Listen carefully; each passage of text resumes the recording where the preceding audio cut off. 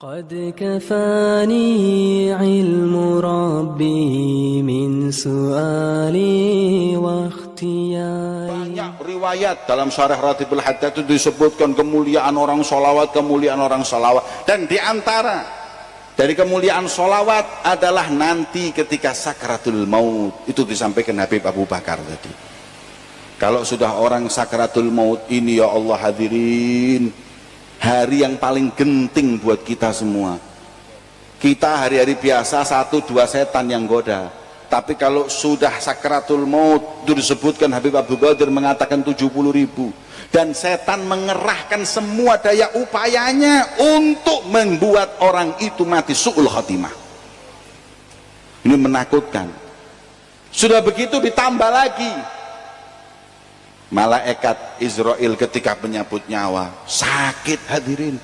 Jangan lagi kita, Nabi ketika ditanya bagaimana rasanya ketika engkau dicabut nyawamu wahai Nabi, beliau menjawab rasanya seperti dikulitinya hewan hidup-hidup, nggak pakai disembelih. Itu sakratul maut. Setan mengerahkan semua daya upaya. Jangan lagi kita mau merasa aman. Ya kalau Habib Abdullah bin Husain bin Tahir, kita Imam Malik, tahu Imam Malik? Ketika sakratul maut didatangi setan, didatangi murid-muridnya mengatakan la ilaha illallah, kata Imam Malik, la, enggak. Imam, la ilaha illallah, enggak. Nangis muridnya Imam Malik ketika ditalkin bilang tidak. Kemudian ketika beliau sadar, orang meninggal itu kadang sakratul maut, kadang sadar, kadang sekarat, kadang sadar, selalu seperti itu. Kemudian pas sadar, muridnya berkata, Imam, kenapa? Tahu nggak kau ketika tadi aku katakan, aku talkin la ilaha illallah, kau berkata tidak. Beliau mengatakan, saya nggak mengatakan tidak kepadamu, tapi aku berkata kepada syaitan yang datang kepadaku dan berkata, engkau adalah orang yang soleh, kau berhasil dalam hidupmu wahai Imam Malik. Beliau berkata, tidak, jangan kau tipu daya aku. Kalau kau mengatakan kau orang soleh, iya aku orang soleh, berarti aku ujub meninggal dalam keadaan penyakit hati. Maka beliau mengatakan tidak. Iku Imam Malik, apalagi Haji Malik hadirin. Mana mau aman kita sakratul, apalagi 70.000 malaikat, 70.000 setan.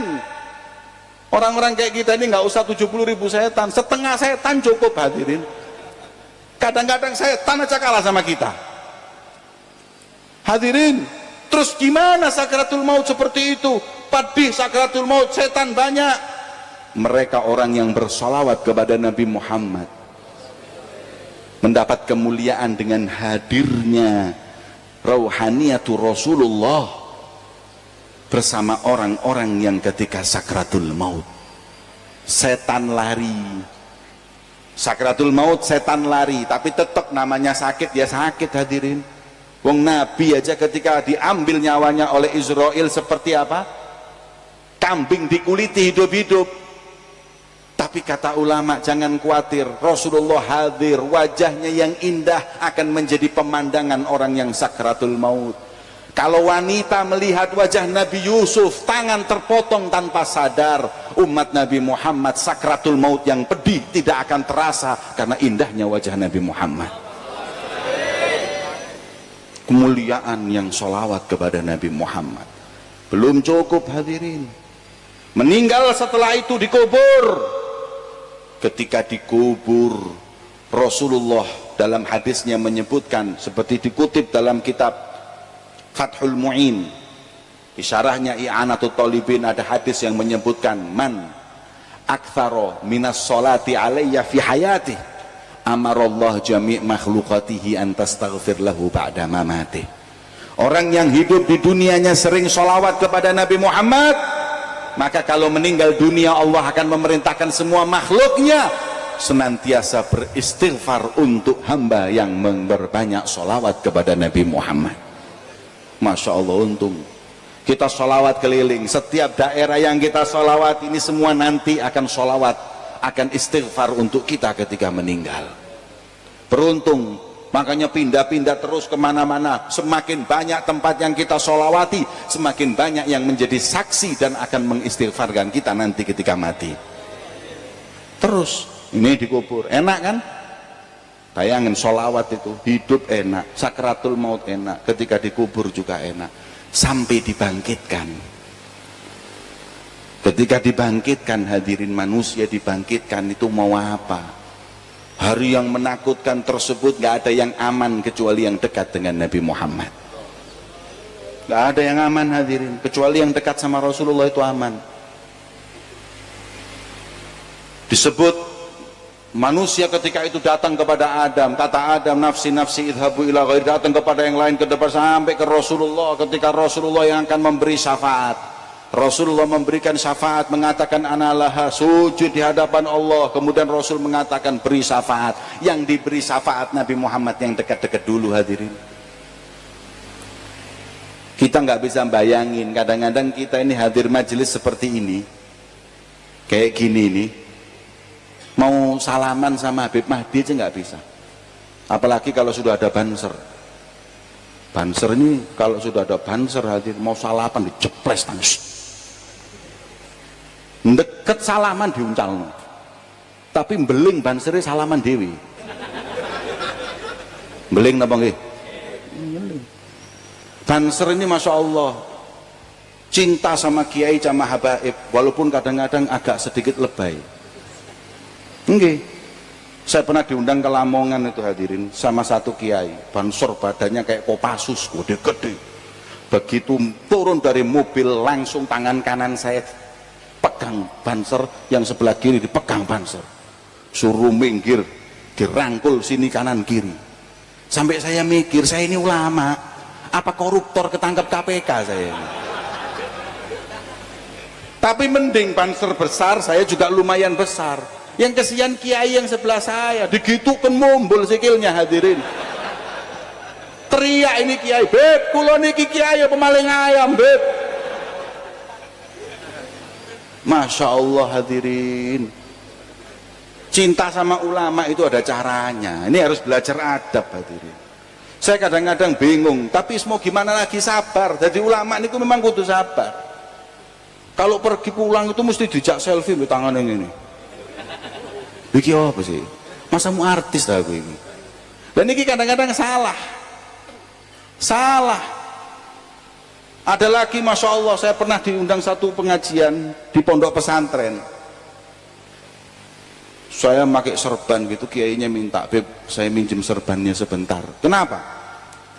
Mau tabarukan seperti Imam Syafi'i kepada Imam Ahmad bin Hanbal. Serban panjenengan saya pinjam, saya masukkan air biar diminum anak satu pondok.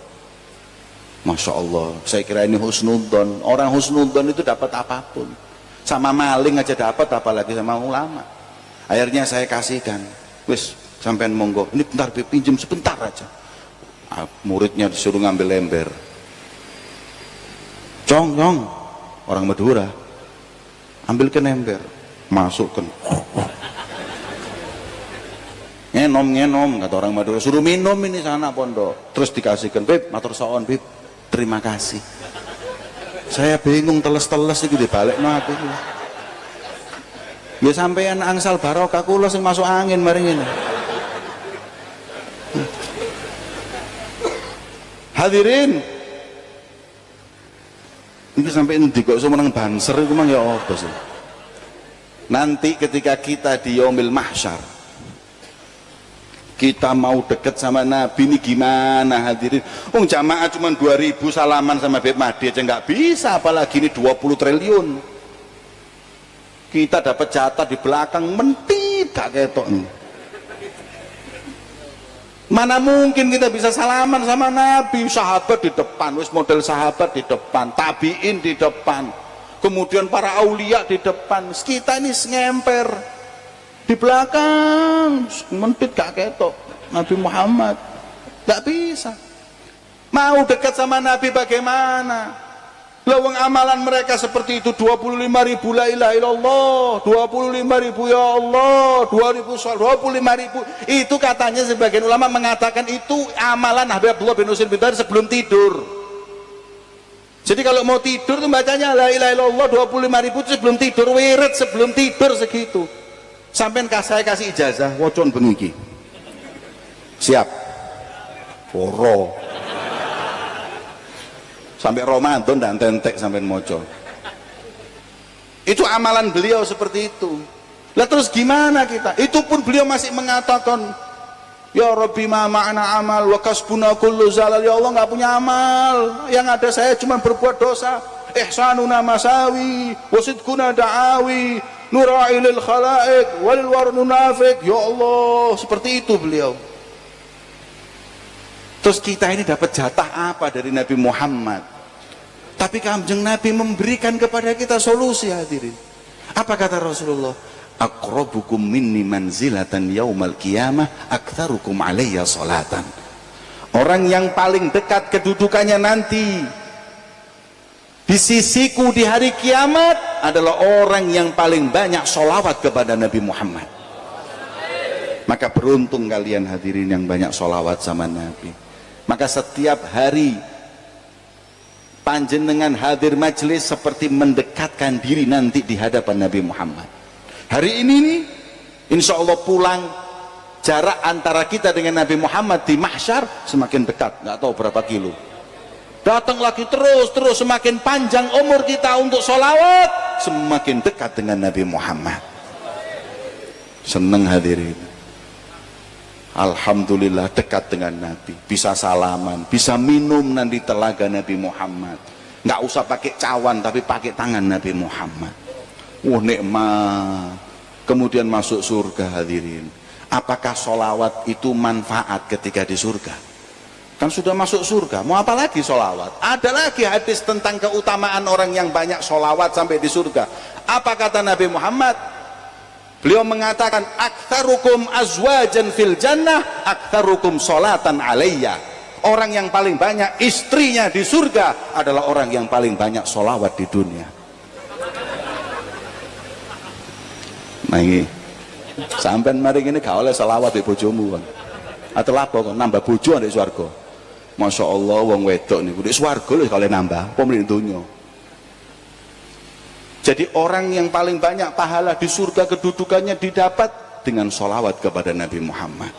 Masya Allah hadirin, ini di surga kita mendapatkan keuntungan faidah dari sholawat kepada Nabi